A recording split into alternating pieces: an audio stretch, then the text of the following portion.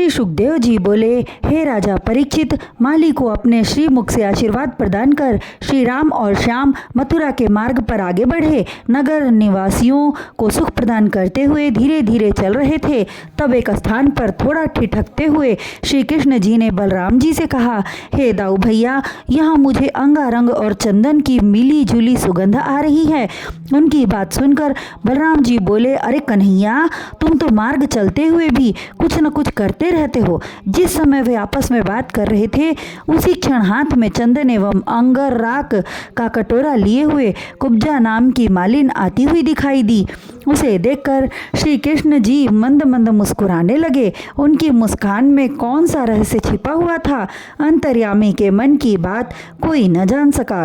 कुब्जा अर्थात कुबड़ी मालिन, जिसकी कमर झुकी हुई थी, वह जल्दी जल्दी कदम बढ़ाकर जा रही थी कि कृष्ण जी उसके मार्ग में जाकर खड़े हो गए। वह दूसरी ओर से आगे निकलना चाहती, परंतु लीला बिहारी ने उसे जाने न दिया और कहने लगे, हे परम सुंदरी, तुम यह चंदन तथा अंगराज का भरा हुआ कटोरा लिए कहाँ जा रही हो? हे सुंदरता की देवी, क्या तुम यह चंदन और अंगराग हमें प्रदान करोगी?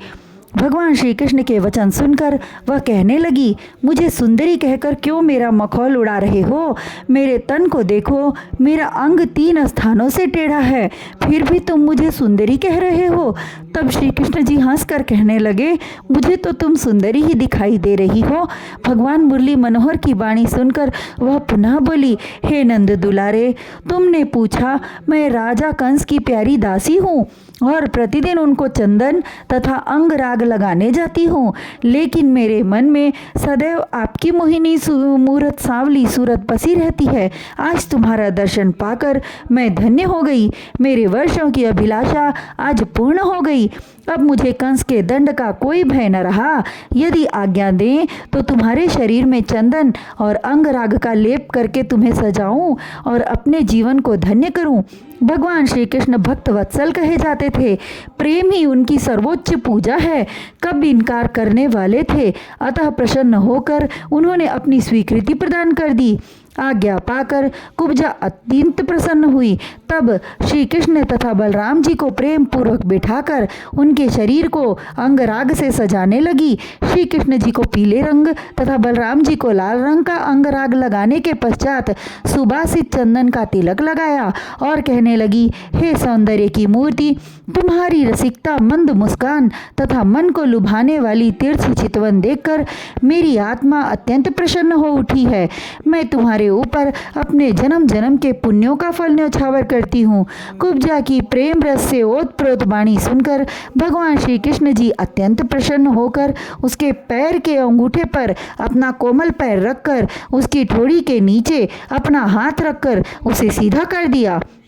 उसकी पीठ में जो कुबड़ था वह समाप्त हो गया और वह अत्यंत रूपवती स्त्री बन गई। अपने इस नवीन सुंदर स्वरूप को देखकर वह बहुत आनंदित हुई और भगवान से इस प्रकार प्रेम पूर्वक कहने लगी, हे दीनानाथ, आप अपनी इस सेविका के घर चलकर मुझे सेवा करने का अवसर दीजिए। श्री सुखदेव जी ने कहा, हे राजा परीक्षित, सैरंध्री कुब्जा के वचन सुनकर श्री हरि अवतार भगवान श्री कृष्ण जी मुस्कुराकर बोले, हे सैरंध्री, इस समय तुम अपने घर जाओ।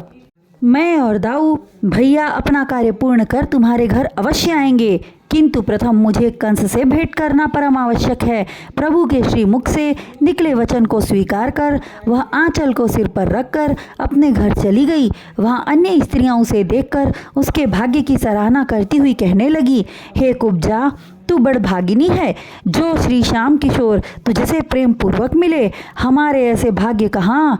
कुब्जा को धैर्य बंधाकर श्री कृष्ण तथा बलराम जी आपस में बातें करते हुए मथुरा के बाजार की शोभा देखते हुए रंगेश्वर पहुँचे, जहाँ शिव जी का धनुष रखा हुआ था।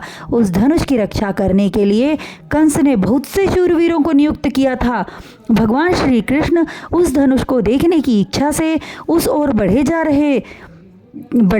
जहाँ पर धनुष रखा था। उन्हें आते देख पहरेदारों ने उन्हें रोकते हुए कहा, सावधान, इधर मत आना, धनुष देखना है तो दूर से ही देखकर चले आओ।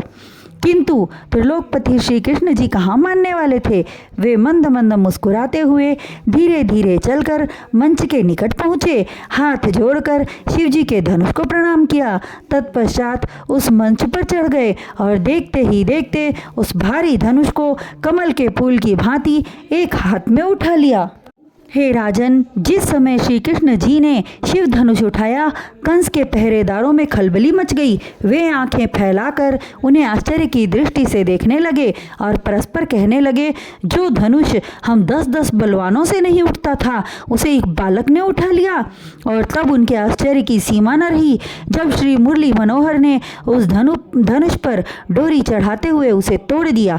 धनुष टूटने से भयंकर शब्द हुआ। यह दृश्य देखकर कुछ समय तक कंस के वीरों की आंखों में आश्चर्य भरा रहा, किंतु जब उन्हें होश आया तो वे पहरेदार एवं अन्य राक्षस उन्हें मारने के लिए दौड़े, किंतु श्यामल गौर किशोरों कृष्ण बलराम ने धनुष के टुकड़े उठाकर उन सबको मारना आरंभ किया और मारकर उन्हें घायल कर दिया। कुछ पहरेदार भागकर कंस के पास जा पहुँचे और धनुष टूटने का समाचार उससे कहा। तब कंस ने अपने सैनिकों को भेजा कि इन दोनों बालकों का वध कर दो, किंतु श्री कृष्ण जी ने उनका भी संहार कर डाला।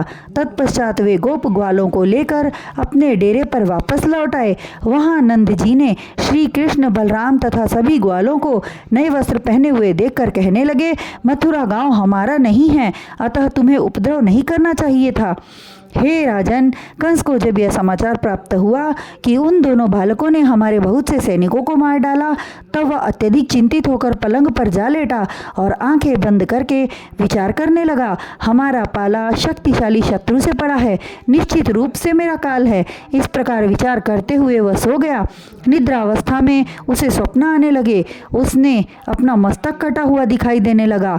उसे चंद्रमा, तारे और ग्रह नक्षत्र के 2 टुकड़े दिखाई देने लगे। उसने यह भी देखा कि वह मर चुका है। उसके गले में लाल रंग के पुष्पों की माला है। सुगंधित तेल में उसे स्नान कराया जा रहा है और वह मुर्दों के से आलिंगन गले मिलना कर रहा है। जागृत अवस्था में भी कई अपशगुन दिखाई दिए। थोड़ी थोड़ी देर बाद उसे विष्णु की छाया दिखाई देती। वह घबराकर उठ बैठा और झपट कर अपनी तलवार उठाकर चिल्लाने लगा, अरे कपटी विष्णु, तू कहाँ छुपा है? मेरे सामने आ। अरे तू बार बार मुझसे छल कर रहा है। तत्पश्चात जब उसका चित्त शांत हुआ तब उसने चाड़ूर, मुष्टिकशूल, तोशल, कूट आदि पहलवानों को बुलाकर समझाया कि प्रातःकाल अखाड़े में क्या करना है। रात्रि व्यतीत होने के उपरांत उसने अपने सेवकों को बुलाकर आज्ञा दी कि रंगभूमि में उत्तम आसन बिछा दो और धनुष यज्ञ देखने की अभिलाषा से आए हुए समस्त यदुवंशियों तथा राजाओं को सम्मानपूर्वक यथोचित स्थान पर बैठाओ।